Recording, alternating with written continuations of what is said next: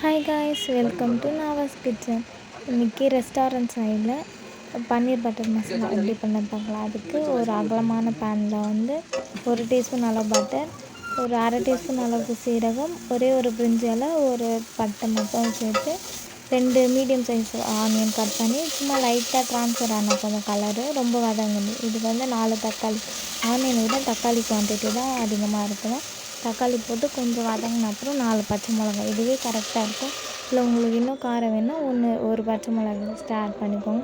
இது கூட ஒரு 7 பல் முந்திரி, முழு முந்திரி, அதை 2 உடச்சி ஆட் பண்ணிக்கோ. அதையும் போட்டு கொஞ்சமாக தண்ணி, சால்ட்டு போட்டு அதை க்ளோஸ் பண்ணிவிடுங்க. தக்காளி நல்லா ஸ்மாஷ் ஆகிற அளவுக்கு குக் ஆகணும்.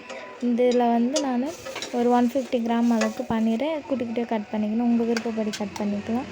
இப்போது வதக்குனது நல்லா அது இதுவானதுக்கப்புறம் அதில் வந்து 1 டீஸ்பூன் அளவுக்கு கரம் மசாலா, 1/4 டீஸ்பூன் அளவு மஞ்சள் தூள் போட்டு